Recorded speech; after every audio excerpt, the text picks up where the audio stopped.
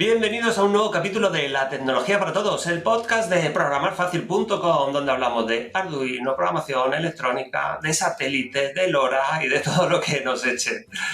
Como siempre, aquí estoy yo, Luis del Valle. Me puedes encontrar en Twitter en @programarfacilc, en @ldelvalleh. Hoy está con nosotros también Germán Martín. Hola, Germán. Hola a todos. Mr. SP8266. También está Galileo, José Manuel. ¿Qué tal, Mr. LoRa? Hola, ¿qué tal? Muy buenas tardes.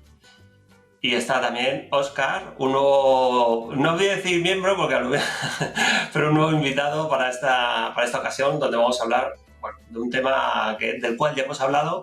Y bueno, está aquí con nosotros Óscar de Bricolab, de A Coruña, de la OSDEN. Hola Óscar, ¿qué tal? Hola, muy buenas. A ver, voy a decir todos los Twitter, para que así, quitarlo ya. Germán, @Germán12. Ajá. José Manuel, @G4Lile0. ¿Correcto? Y Óscar, que te voy a matar, 4AM1G0. 4M1G0. Vale, perfecto, ya está. Bueno, luego de todas maneras esto lo estamos grabando en vídeo, lo estamos grabando en audio, pondré todos los Twitter en el vídeo de YouTube.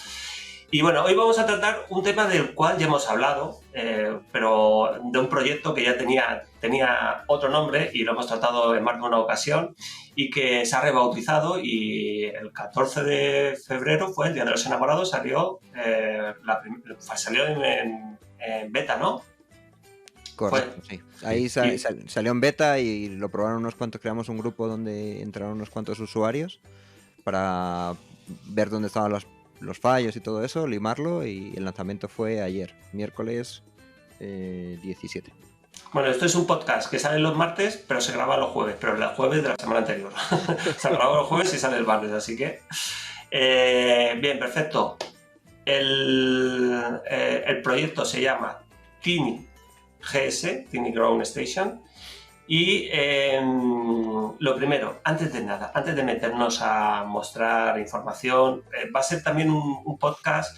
Voy a intentar que ellos, que son los tres integrantes del proyecto, pues intenten transmitirlo también por audio, pero es muy importante que si realmente estás interesado acudas a YouTube y lo veas, porque van a mostrar mucha información a través de compartir la pantalla. Entonces, antes de nada, ¿para qué sirve? ¿Qué es esto? ¿Qué es lo que podemos hacer con este proyecto? Y yo creo que quién mejor que el impulsor del proyecto, que es José Manuel. Bueno, ahí la verdad es que los dos tuvimos la misma idea, Óscar y yo. Luego pasa que por un poquito saqué yo la versión que funcionaba, porque los dos, a ver, ¿para qué sirve primero? Para recibir un satélite. Julián lanzó un satélite en el 2019 y entonces tenían acuérdate, Fosasat, que ya hablamos. Exacto. Con 16 años desarrolló un satélite, lo lanzó con éxito y pues tenían unas estaciones para recibirlo basadas en Arduino y no tenían conectividad a internet, con lo cual era bastante tedioso el tener que copiar los datos que te aparecían por el puerto serie y mandárselo a ellos en una página web. Y dije, pues, ¿por qué no cogemos y con un TTGO que tiene wifi, que lleva un SP32, hacemos todo eso por internet, que automáticamente al recibir los paquetes se envíen a los propietarios del satélite? Y empezó con eso, como una idea para recibir únicamente ese satélite. Bien. No, es que estaba comprobando que estaba todo grabando, perdón. Que yo te comiendo, estoy todo en pánico. Y de hecho ya hablamos de todo eso. Sí, correcto. De los problemas que hubo y tal. ¿Recibimos paquetes? ¿Qué recibimos? O sea, ¿qué información recibimos de los satélites? A ver, lo que nos envíen y nos dejen entender. Porque realmente, a ver, los satélites normalmente, antiguamente lo que hacían era como cuando lanzaron el Sputnik, que hacía unos bip bip.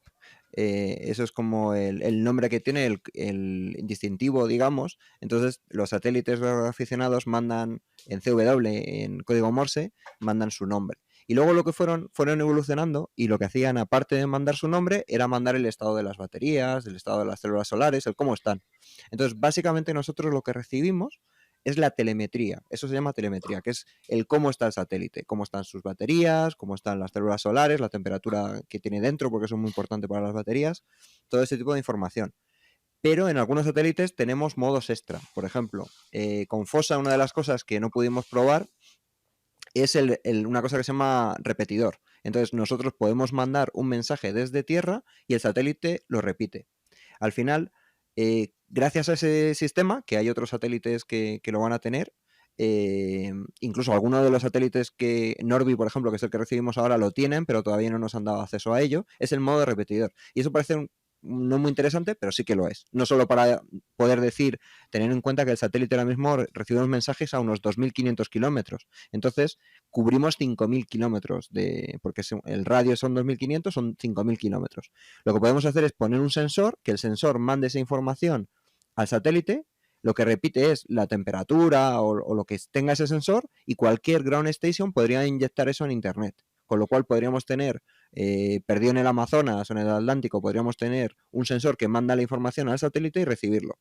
Al final es hacer experimentos, el recibir un satélite, que ya de por sí es bastante chulo, y el poder hacer todos los experimentos relacionados con este tipo de tecnología y, sobre todo, que no lo hemos dicho, con un precio increíble. O sea, un TTGO hay varios nombres de distintas plaquitas que lo reciben y son todas menos de 20 euros. Con lo cual, por muy poquita inversión, puedes estar recibiendo y participando en un proyecto como este. Cuando tú hablas de satélites o cuando hables de satélites, a mí se me viene a la cabeza pues, satélites de Meteosat, satélites grandes. ¿Aquí estamos hablando de estos tipos de satélites o son otro tipo de satélites? Son muy chiquititos. Vale. En centímetros no me lo sé de memoria. Es que los llaman 1U, 2U, 3U. Son con microsatélites. Sí, son microsatélites.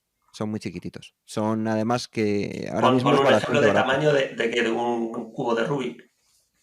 Yo diría O que un poquito más pequeño que la Nintendo Cube, por ejemplo. Pues ahí, o sea, como un poquito más pequeño que eso, como un poquito, es que más pequeño que un Tetrabric de leche, o sea, no sé Sí, cómo, ese tamaño. ese tamaño más o menos, Y sí. no tienen sensores, no están midiendo, o sea, no están haciendo experimentos. Porque claro, todo Sí, esto, de claro, todo tipo, de todo tipo.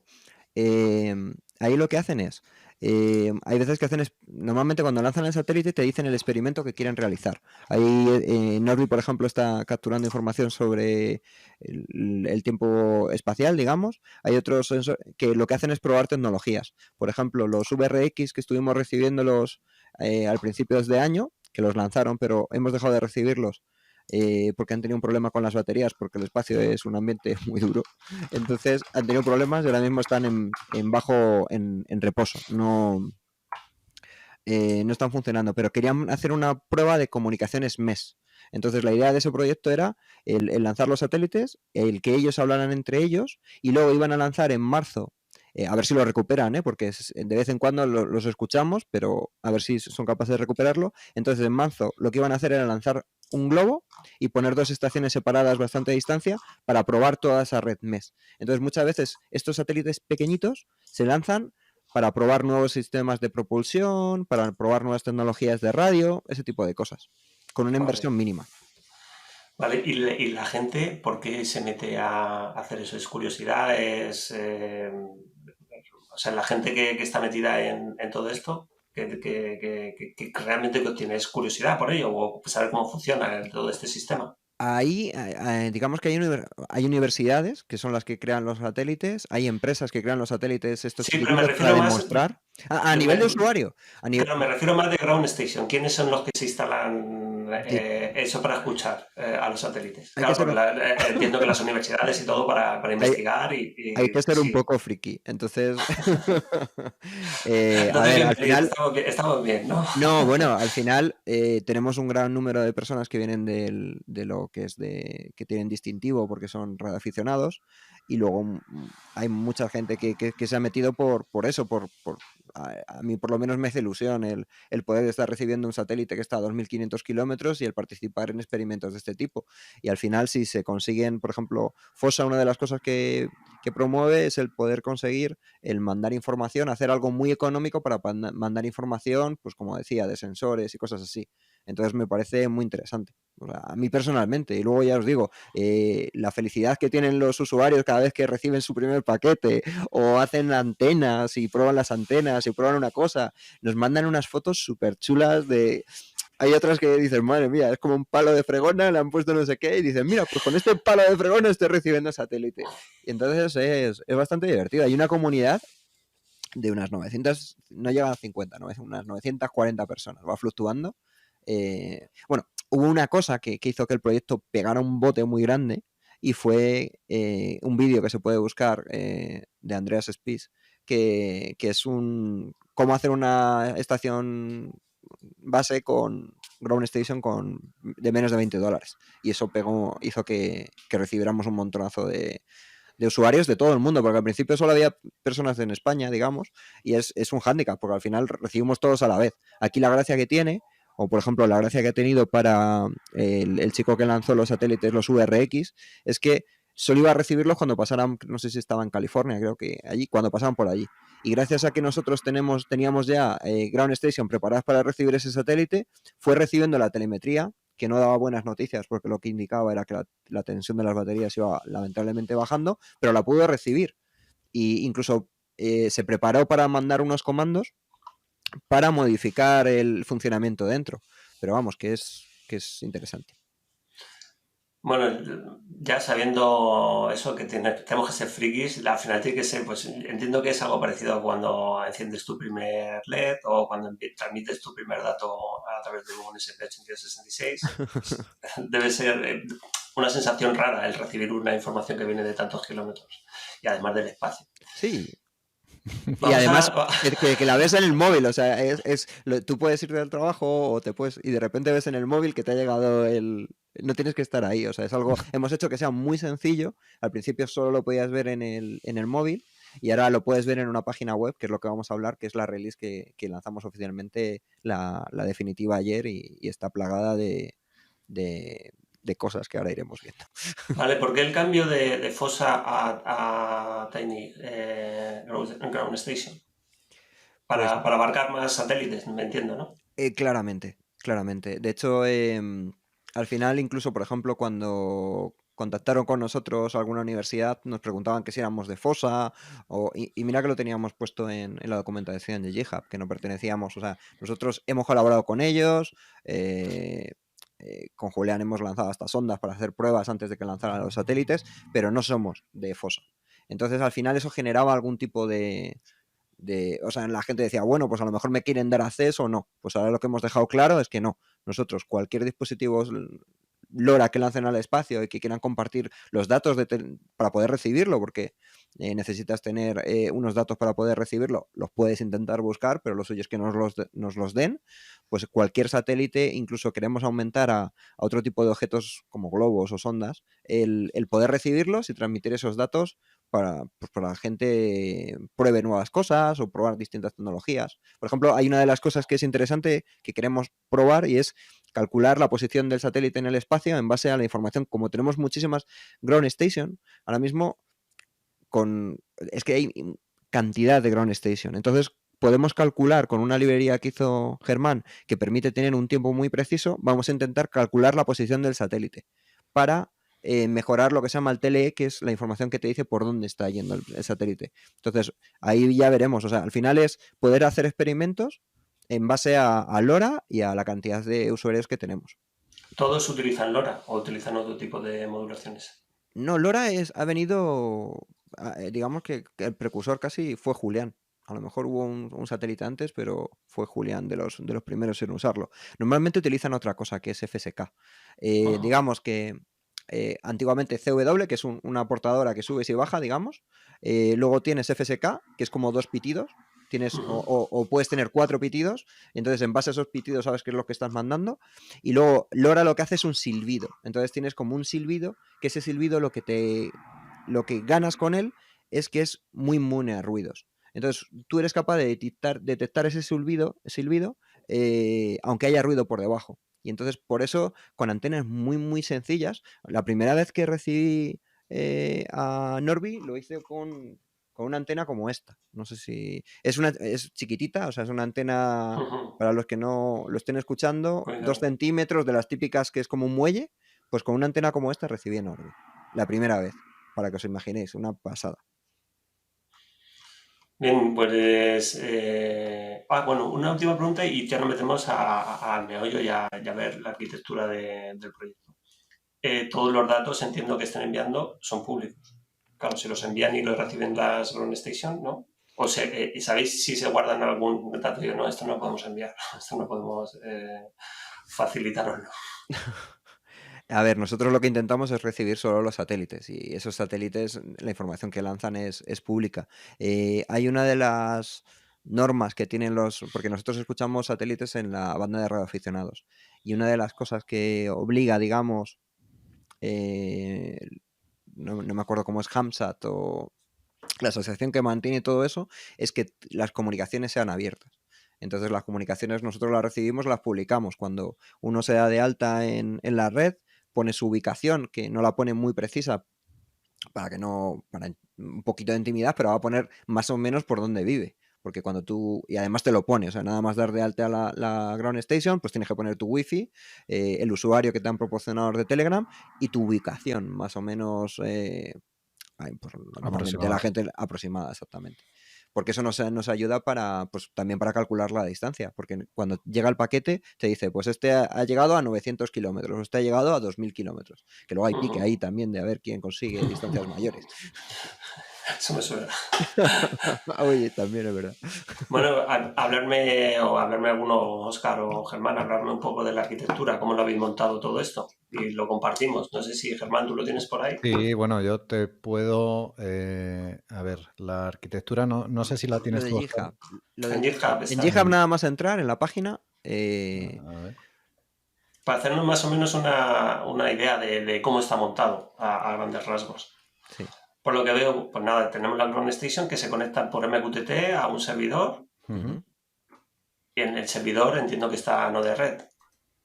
En el server. Sí, tenemos Node Red. Ahí está. ¿Lo tenéis compartido? Sí, sí. Sí. Vale, está genial ahí. Sí, a ver, toda la comunicación entre las estaciones, las Ground Station y el servicio de la nube se hace a través de un servidor MQTT. Se ha limitado el acceso para cada usuario para no saturar el broker MQTT y que no pueda alguno accidentalmente o a propósito suscribirse a todos los mensajes, solo puede publicar su información, la información que corresponde con su estación, y solo puede recibir lo que corresponde a su estación. Entonces, de esa manera controlamos un poquito la cantidad de tráfico y nos permite usar un servidor en la nube, pero un servidor pequeñito. ¿Vale? ¿Qué broker? ¿Mosquito? Es Mosquito, sí. Entonces, todo eso alimenta un Node-RED, que de eso el que más sabe es Óscar. Todos los paquetes que recibe, bueno, ya lo explicará él, se guardan en una base de datos que alimenta también a un API REST, que es el que consulta también todos los servicios externos, tanto Telegram como la web, como también se publica parte de la información en Node-RED. Entonces todo está corriendo en un par de servidores ahora mismo en la nube, pero son servidores, imaginaos una Raspberry Pi con un micro de servidor, pero tiene 1 giga de memoria, o sea, está corriendo en un VPS con 1 giga de memoria y 50 gigas de almacenamiento, o sea, no está consumiendo prácticamente recursos.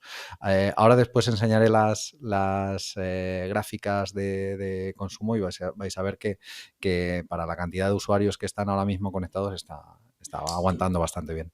¿De cuántos usuarios estamos hablando? Ahora mismo, te lo digo en directo, mira, en Mosquito hay 77 clientes conectados ahora mismo.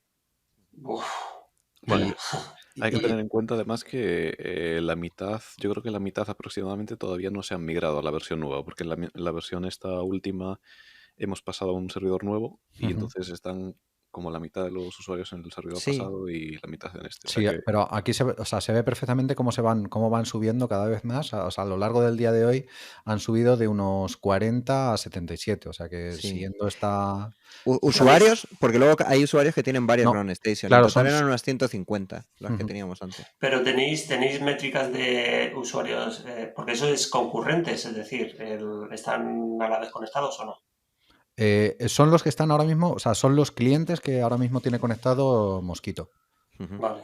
¿Vale? Pero que no está transmitiendo constantemente, ¿no? Sí. Sí, que están... Explícalo mira, un poquito, Óscar, mira, el cómo Sí. funcionan, la comunicación de la Ground Station por MQTT, qué tipo de topic y cosas está haciendo constantemente. Bueno, sí, ahí lo que hemos hecho es que primero emitan un pequeño topic en el que se identifican, describen su configuración interna para ver un poco cuál es su estado.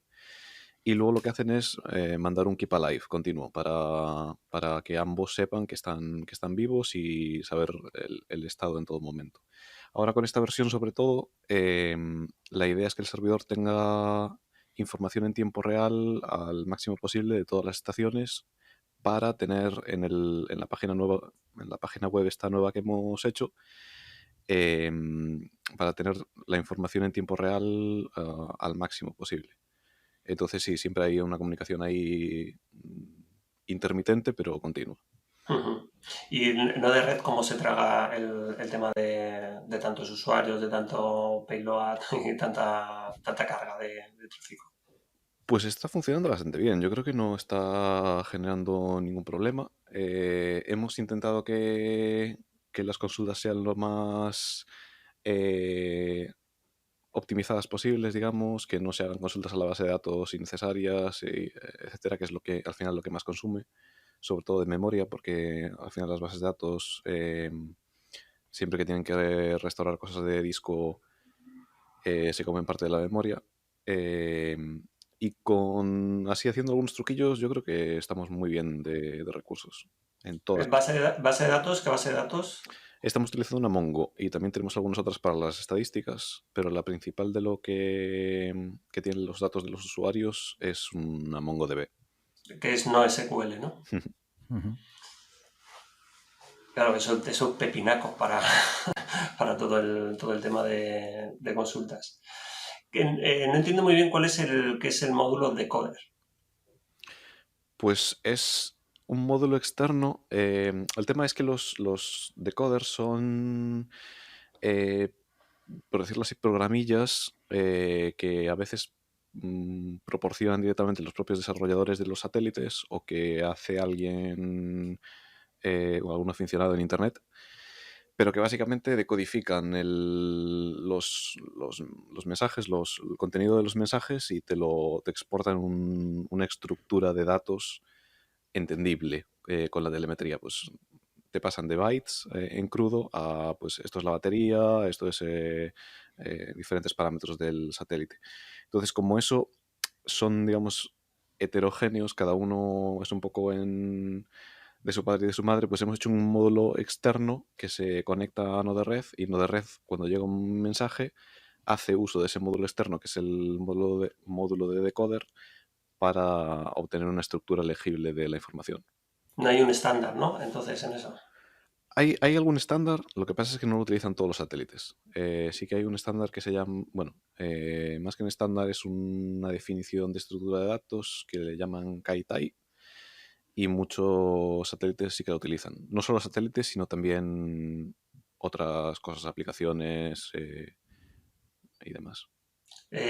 No sé si tendréis por ahí el flujo o los flujos de Node-RED para echarles un vistazo, que es por lo menos que nos expliques un poco, bueno, pues por aquí entra, y por aquí sale y aquí Os podéis asustar, sinceramente. Os No, podéis hombre. asustar. No, está muy bien, está muy bien. No, pero no por eso, sino por el tamaño. O sea, es imaginar que todo esto, salvo algunas cosillas ahí en Python, que los decoders creo que funcionan en Python, el resto es todo Node-RED. Node-RED. Sí, os podéis asustar un poco, pero además está bastante desordenado por el tema de que hemos hecho la migración ahora hace poco. Voilà. Pero bueno, esto es solo una de las páginas. Tiene más información por aquí debajo, de hecho, de lo nuevo que hicimos últimamente. Y bueno, las estructuras no tienen mucho. No hay mucho que hablar de la estructura, simplemente es un flujo de datos normal y corriente. Lo que pasa es que tiene complejidad en el sentido de que hay muchos tipos de datos diferentes, cada satélite es un mundo, después hay muchos tipos de paquetes, errores, muchos tipos de errores diferentes, y es un poco la complejidad que tiene. ¿Cómo te estructuras a la hora de llevarlo, mantenerlo? Porque claro, uno de los problemas a la hora de programar, a la hora de desarrollar un proyecto es mantener mastodontes de este tipo. ¿Cómo te organizas? Bueno, aquí lo que hemos hecho, yo creo que la parte que ha sido más útil es crear, digamos, con la función de submódulos, no sé cómo le llaman, de Sí. subflows, Ujú. crear, digamos, algunos subflows genéricos que definen la estructura de datos. Entonces, porque es muy fácil en Node-RED, como la estructura de datos es completamente dinámica y tú vas pasando de nodo a nodo y vas haciendo cosas poco a poco, pues es muy fácil que al final llegues a distintos, o que llegues al mismo nodo desde diferentes sitios y te encuentres con estructuras completamente diferentes. Entonces, aquí yo creo que la clave para tenerlo un poco organizado es el nodo que hemos llamado init, que es el que se encarga de, lo puedo abrir por aquí, que es el que se encarga de, cuando llega un paquete, mira qué tipo de paquete es, porque nos llegan paquetes de Telegram, paquetes por MQTT de las estaciones, llegan paquetes de la web, peticiones web y demás. Según el tipo de paquete, asigna ya la estructura. Se le mete un usuario, un topic, una estación, si está asociado a una estación. Entonces, cuando sale de esta inicialización, ya sabes que el mensaje tiene asignado un usuario, una estación y, si se da el caso, pues unos permisos determinados. Entonces, cada nodo sabe dónde acceder a esa información. Veo muchos nodos de funciones. Sí. ¿Serías capaz de hacer lo mismo sin funciones, utilizando nodos nativos de Node-RED? Recuerdo que siempre esta discusión, no discusión, sino que siempre hemos hablado de que recomiendas desde Node-RED, siempre que puedas utilizar los nodos nativos de Node-RED, evita utilizar el nodo de función. Pero claro, hay momentos en que se tiene que tirar de programación No, pura y dura de JavaScript. Yo, o sea, para un proyecto de esta magnitud lo veo completamente inviable. Sí que es verdad que en el servidor anterior teníamos más cosas hechas con nodos simples, pero la verdad es que aquí creo que no he usado ni siquiera bueno, aquí hay un switch, pero creo que ni siquiera lo he usado, porque al final es más, o sea, se genera un ruido enorme si, por ejemplo, funciones grandes como esta, que es una función bastante grande que hace todo el parsing y la consolidación de paquetes. Hay un proceso. Cuando nos llegan los paquetes, a lo mejor el mismo paquete lo reciben 30 estaciones, por ejemplo, porque llega sobre Europa, hay un montón de estaciones juntas y el mismo paquete lo reciben 30 estaciones. Entonces, ese proceso de consolidación, es decir, todas estas estaciones han recibido un paquete, pero que es el mismo y que hay que guardarlo con un único ID en la base de datos, es un poco complejo porque, bueno, por las peculiaridades que tiene la forma de enviar el paquete a cada estación. Entonces, este modo, por ejemplo, en concreto, si lo desgranamos a nodos de Node-RED, sería un monstruo completamente. Entonces, sí que es verdad, o sea, para mí, la potencia de Node-RED es ver los flujos de datos. Y creo que sí que es importante que no se pierdan. O sea, que no hagas cosas en una función en la que pierdas el flujo de la información. Y si la información se duplica o se desvía, sí que debe aparecer reflejado en nodos. Pero cuando es un procesamiento, digamos, más programático, creo que es contraproducente, o al menos en este proyecto yo creo que ha resultado contraproducente porque genera mucho ruido de nodos y al final no te enteras de nada. ¿Has utilizado mucho JSonata? No demasiado. Lo utilizan algunos nodos por ahí, pero no demasiado, la verdad. Claro, o sea, yo lo pregunto de mi total desconocimiento de cómo funciona Ujú. el sistema. Em, Que no sé si es útil en este caso o no. sí que... Es que yo me acuerdo que cuando me lo dijo Germán lo estuve Ujú. probando y la verdad es que, por ejemplo, para el tema en algún caso lo he utilizado para el tema de parseo y cosas de esas Ujú. y realmente es bastante Sí. potente con JSON. Claro, con JSonata si en vez de utilizar funciones utilizas nodos nativos, te ayuda mucho a reducir la cantidad de nodos que tienes y a que el flujo, el resultado salga más limpio, salga con menor número de nodos, pero utilizando las funciones, pues sí, quizá tiene menos sentido, digamos, duplicar, llevar funcionalidades a JSonata y otras funcionalidades a un código en JavaScript.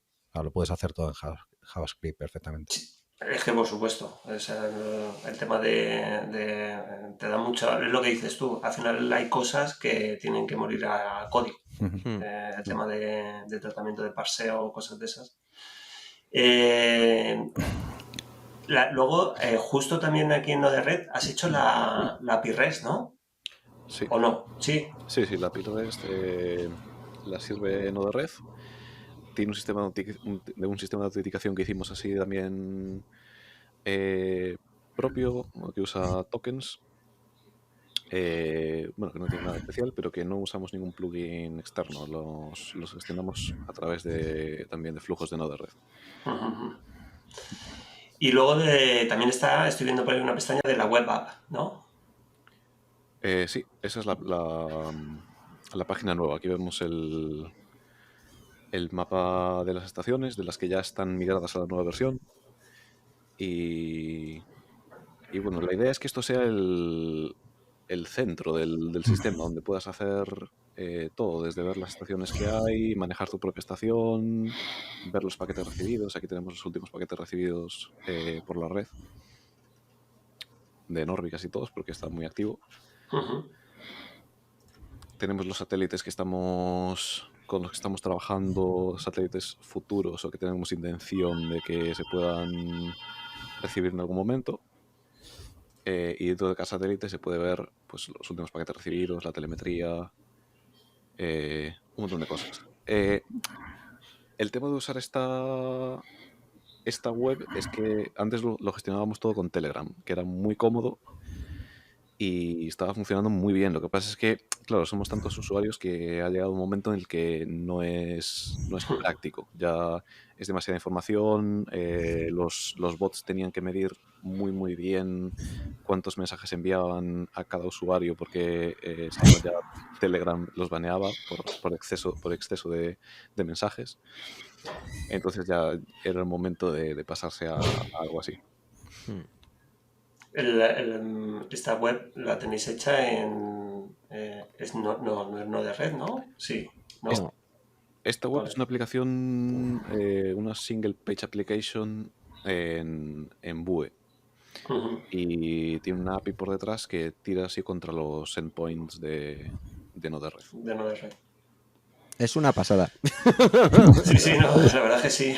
No, a nivel de todo, o sea, todo lo que hemos estado contando a nivel de, bueno, lo de la página, el cómo está hecho, lo del tema de Node-RED. Una cosa, a ver si ahora lo explica Oscar con el tema de los CRCs, que es interesante, pero todo está securizado, con conexiones, con password, con SSL, o sea, es un proyecto, tiene OTA, tiene de todo. O sea, yo en la vida pensé que pudiéramos tocar todos los palos que hemos tocado y lo bien hecho que está. O sea, sobre todo ahí. El tema de OTA también lo se gestiona a través de Node-RED. Sí. O sea, que ahí recibes, o bueno, ahí lanzas la actualización para las diferentes ground stations. Sí, es que realmente tenemos 3 OTAs diferentes. O sea, los usuarios pueden utilizar su propio OTA en red local. La estación tiene un panel que accedes desde el navegador en red local y ahí pueden subir su firmware automáticamente. Tenemos el típico Arduino OTA para conectarte desde el IDE de Arduino o desde Platformio y subir ahí el firmware. Y después está la actualización automática, que las estaciones están continuamente haciendo una petición a la API REST de Node-RED y preguntando, ¿hay alguna actualización para mí? y nada, simplemente cuando la hay se descargan el firmware y lo flashean. Se flashea y se reinicia y a correr, ¿no? Y hay una cuarta, que es el file safe. Explica el failsafe, Germán. Ah, sí. Sí, un problema que teníamos es que hay gente que tiene su estación, como tiene que tener la antena en el exterior, pues está en un sitio que no estaba accesible. Entonces, algunos usuarios encontraron el problema de que tenían algún fallo durante la actualización y la estación se quedaba muerta y tenían que ir a donde estaba, que pues imagínate, en un tejado, en una caja o en cualquier sitio de difícil acceso. Entonces tenían que ir por ella, programarla y volverla a subir. Entonces se planteó el problema y digo, bueno, vamos a ver cómo lo solucionamos. Y opté por una solución que tienen algunos dispositivos, y es que realmente la idea la saqué del firmware de Spurna, porque si detecta que tiene muchos reinicios seguidos, se pone en un modo de, digamos, a prueba de fallos, en el que solo te deja flashear, te da una información muy reducida, no funcionan sensores, no funciona nada de código, solamente escucha para hacer una actualización a través de Wi-Fi. Y eso hicimos. Entonces, si detecta que hay durante el arranque más de 10 reinicios muy rápidos, en menos de, pues, ponte 10 segundos, hay un contador interno que se guarda en la flash que va contando, y si llega a 10, pues activa en el siguiente reinicio, ya no ejecuta el código de la ground station, sino que ejecuta un código muy sencillo, que simplemente admite actualizaciones. Entonces, de esta manera se puede salvar si alguien pues cambia el código y mete la pata y entra en un bucle infinito y se reinicia, salta el guard dog y se reinicia, y al final puede recuperarlo sin necesidad de tener acceso físico a ella. Vale, y hemos tocado todos estos datos y hay algo que luego viene en la arquitectura, que es el Telegram. ¿Qué función hace Telegram? Antes sí que dabais las actualizaciones a través de Telegram a cada ground station, ¿no? Y ahora ya está todo en Tiny, o sea, en la página web. ¿Qué función ahora hace todo el tema de Telegram? Al principio, bueno, que lo explique Oscar, ¿no? Pero al principio tuvimos un problema, y es cómo nosotros creamos el proyecto, éramos poquitos, íbamos dando la password pues uno a uno, y de repente llega Andrés Spies, publica el vídeo y nos llegan cientos de personas, porque fueron cientos de personas. Y dijimos, ¿cómo manejamos esto? Y yo creo que fue idea de Oscar, que dijo, pues con Telegram les podemos ir dando una password, que un bot le dé automáticamente la password.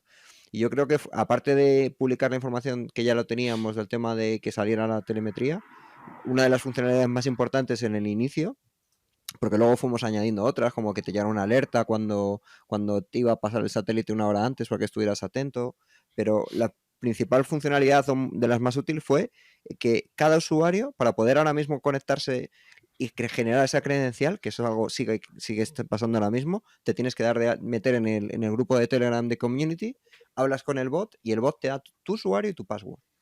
Y nosotros no hacemos nada, lo hace todo el bot, que le tenemos ahí bien enseñado. Explícalo un poquito más las cosas que hace Oscar, que tiene más. Sí, bueno, el tema es que para evitarnos todo el tema de gestión de usuarios, cuentas, correos y demás, utilizamos un propio canal de Telegram como método de autenticación, por decirlo así. Entonces, cuando hay un usuario en Telegram, el bot ve ese usuario y si estás en el grupo que tenemos para comunicarnos de TinyJS, ya automáticamente pasas a ser un usuario del sistema. Entonces, puedes hablar con el bot y decirle, pues dame acceso al servidor MQTT, te da acceso, o dame acceso a la página web para gestionar mis estaciones. Entonces te pasa un enlace y ese enlace ya contiene un token que te autentica en la página web y puedes ahí gestionar las estaciones, cambiar los parámetros y demás. Entonces nos ahorramos un montonazo de problemas con eso, y al final es más cómodo, un sistema sin passwords ni nada, que simplemente haces clic desde el móvil o desde el ordenador y ya tienes acceso a todo. Y después lo que dijo José, la telemetría la mostramos siempre también desde Telegram. Tenemos ahí un canal donde va saliendo toda la información en tiempo real. y pueden los usuarios además configurar alertas de sus estaciones y esas cosas. Bueno, el tema del canal, lo está montando seguro que hay algún friki que está viéndolo constantemente ahí. Todo el tema de telemetría, ¿no? Seguro. Y dos, por favor, ponerle nombre al bot, tío. No lo llaméis bot. Pues yo que sé, le podéis llamar Pedro Duque o algo de eso.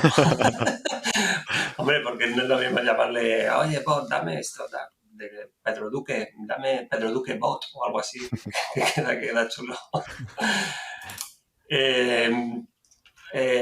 Vamos a ver que nos enseñe Germán qué es lo que tiene ahí metido Bueno, otra cosa también que no hemos hablado y que no va a dar tiempo a hablar, y es que todo esto está montado en un servidor. Sí. Y está todo dockerizado, ¿no? Sí, uy. Ah, mira, eso que está enseñando José es el canal con los mensajes que van llegando. Está enseñando José en la pantalla, pues eso, el canal con todos los mensajes de telemetría que están llegando. No se te oye, José, si estás hablando. Me refería a que la X, en la imagen se veía que había uno con una X, que significa que no le había llegado bien la señal y entonces había dado un error de CRC, pero les llega. Porque eso fue una discusión de, me ha llegado un paquete. No te ha llegado un paquete, te ha llegado ruido. Y es el tema del error de CRC.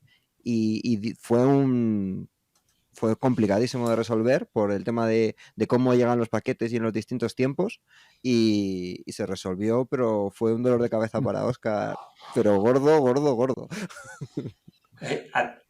Antes de meternos en el tema de Docker, al final es un montón de estaciones que están escuchando el espacio, ¿no? Uh-huh. Se puede llegar a entender que si hay por ahí extraterrestres que están transmitiendo. Se emiten en LoRa. Se transmite en LoRa. Se pueda sintonizar. Es que me ha venido, cuando me has dicho lo del ruido, lo de contact. Me ha venido a la cabeza, yo qué sé, lo mismo empecéis aquí, yo qué sé, a descubrir nuevos mundos. Bueno. Vamos con la guerra. Sí, bueno, cuando empezamos con la versión anterior, pues José me dijo, oye, necesitamos, porque ya empezábamos a pensar en algún servicio en la nube y me dijo, necesitamos un servidor. Digo, bueno, yo te monto uno, montamos un Apache, montamos un Mosquito, pero todo directamente sobre el servidor. Y siempre yo tenía la mosca detrás de la oreja, digo, si nos falla un día, digo, vamos a tener un problema porque vamos a tardar por lo menos un día o dos en volver a montar todo. Entonces, para esta nueva versión, pues utilizamos dos nuevos servidores. Uno se encarga de mover la parte, digamos, pesada de Node-RED y la web, y otro está encargado de hacer la monitorización, que también es algo que no teníamos. Entonces, en esta versión hemos montado todo sobre Docker, de manera que si tenemos que migrar a otro servidor o restaurarlo por alguna razón, pues es mucho más sencillo porque ya está todo el código guardado y se tardaría, pues, lo que se tarde en restaurar los datos a una nueva ubicación y levantar los servicios que pues, probablemente en media hora se podría restaurar. Entonces, en el segundo servidor, como decía, montamos un sistema de monitorización, de manera que sabemos qué carga tiene cada uno de los dos servidores, si estamos llegando al límite o todavía tenemos sitio para más usuarios y si alguna vez nos llegan también alarmas de esta gestión por otro canal de Telegram. Lo voy a enseñar, a ver, lo pongo por aquí, toda la pantalla. Aquí. Vale, no sé si lo veis. Sí. ¿Sí se ve? Bueno, sí. Pues tenemos por un lado monitorizados, este es el servidor principal. Tenemos, por ejemplo, el consumo de CPU. Veis que el consumo está bastante bajito. Tenemos este servidor tiene 2 procesadores, con lo cual pues la carga máxima bueno, la carga completa estaría en el 200%, pero bueno, la media, el promedio está en torno a un 20-30%. Tenemos algunos picos, pues probablemente cuando Node-RED está haciendo la parte de procesamiento de los mensajes, pero en la mayor parte del tiempo está en la zona baja. La memoria, estamos aquí como un 62% y bueno, podemos ver cosas, por ejemplo, una de las cosas buenas de tener todos los servicios en contenedores es que podemos obtener estadísticas separadas por cada uno de ellos, tanto de consumo de memoria, que es esto que vemos aquí. Esta parte más grande es Node-RED, que está consumiendo 200 megas, pero veis que todos los contenedores se están llevando 400 megas. O sea que todavía podría haber sitio para algo más. En cuanto al consumo de CPU, el Node-RED tiene picos del 60%, pero veis que la mayoría del tiempo está por debajo del 10%, o sea que está bastante bien. Luego, esto sería el consumo de Node-RED por separado. Luego, esto es en cuanto al... Tengo el servidor principal, el otro sería igual. Tenemos aquí, por ejemplo, el tiempo que lleva desde el último reinicio. Ya hace 6 días que lo reiniciamos. Y luego, por ejemplo, aquí tenemos Mosquito. Mira, ¿ves? Antes hablábamos que había 77, ya tenemos 80 usuarios conectados. Esto es los mensajes que van mandando Mosquito. Al diseñar cómo se comunica toda la parte de MQTT, se ha diseñado para que el número de mensajes sea pequeño. Veis aquí que aunque tenemos 80 clientes conectados, el número de mensajes esto es por minuto, creo. Creo que sí, que son mensajes por minuto, son unos 10 o por segundo, no, son por segundo, entre 10 y 15 mensajes por segundo. Veis que según van entrando clientes nuevos, se van conectando Mosquito, pues va subiendo el número de mensajes. Tenemos mensajes enviados, o sea, recibidos y mensajes enviados. Y bueno, y esto que nos da Grafana es que es aparte de ser estéticamente muy, muy agradable, pues nos da mucha información de lo que está, que si lo hiciéramos de otra manera, pues tendríamos que confiar en que lo que vemos en ese momento es siempre así. De esta manera tenemos un histórico. Luego todos los Docker se pueden gestionar muy fácil, por ejemplo, con Portainer. Y bueno, pues esto es lo que hay. Luego, algo que sí estoy utilizando a la hora de levantar los contenedores es utilizar la definición de esos contenedores, lo hago con Docker Compose, que es una herramienta que te permite, mediante un código en un fichero de texto, definir qué servicios corresponden a ese contenedor o a ese grupo de contenedores, qué puertos abren, qué volúmenes utilizan y de esa manera queda todo el servicio definido como código. Oye, pues hemos dado un repaso por todo el proyecto. Se nos ha quedado una cosa que no quiero meterme muy en profundidad, José, te lo digo.